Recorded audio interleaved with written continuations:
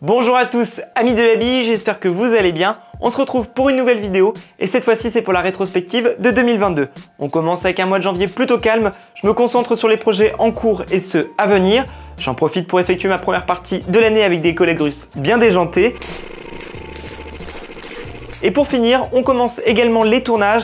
Malheureusement, ça se solde par un out de la GoPro après quelques minutes, les aléas des vidéos. Au mois de février, je participe à un live pour la prochaine édition du Japan Tour Festival où l'on dévoile l'un de nos projets en préparation depuis plusieurs mois avec Neo 035 et Cybergun.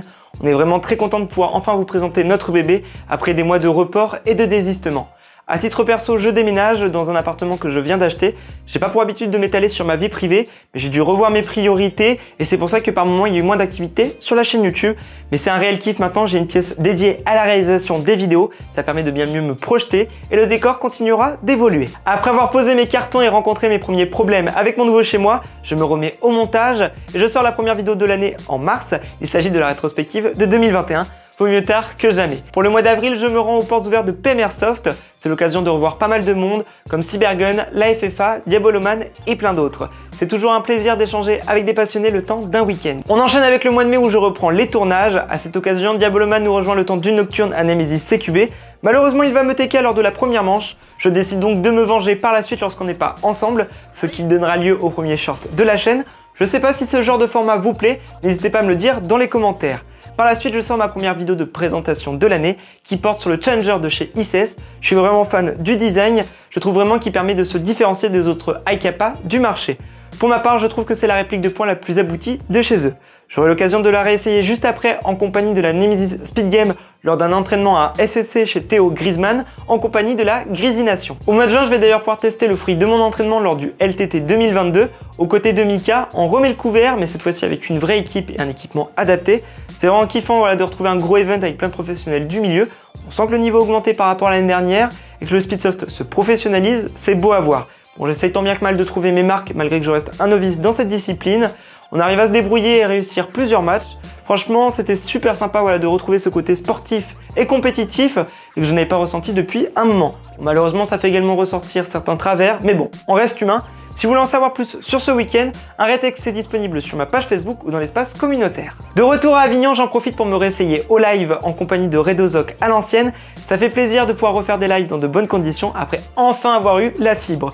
Je sors juste après ma deuxième vidéo de présentation, cette fois-ci sur la Lightweight Dagger de chez ICS, qui est une M4 modernisée tout en polymère, qui permet d'être maniable et léger avec de très bonnes performances. Malheureusement, elle se noie un peu dans la masse de produits similaires disponibles sur le marché. À titre perso, je continue à l'utiliser en CQB et je prends beaucoup de plaisir avec.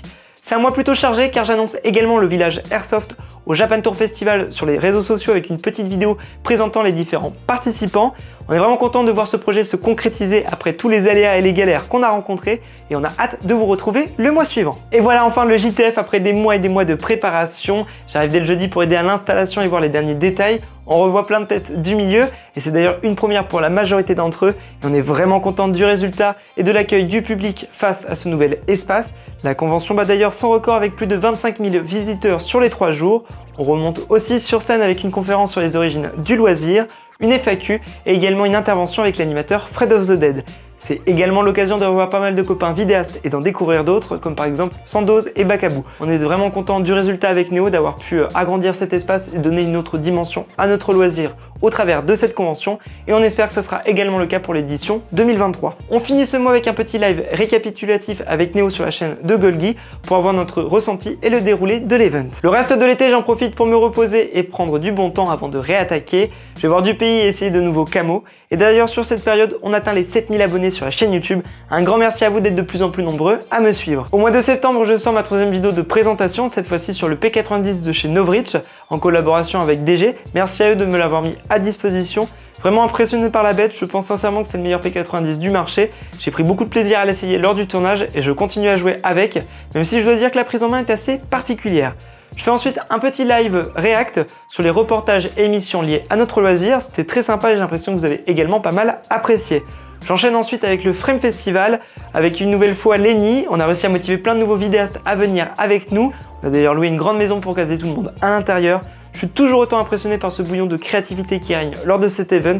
Ça rebooste pour les projets et c'est toujours un kiff d'échanger avec d'autres créateurs de contenu venant d'univers variés. Au mois d'octobre, je relance un live, cette fois-ci en compagnie de Cédric Jurassic, Lenny de la chaîne The Science Coder et Quentin qui m'accompagne régulièrement sur mes tournages pour un petit moment détente sur BF4 où l'on a parlé des armes qui composent la catégorie PDW et ses équivalents en réplique d'Airsoft. Mine de rien, ça demande pas mal de temps de préparation entre la recherche et l'écriture, mais je suis content du résultat et j'espère pouvoir en faire plus lors de 2023.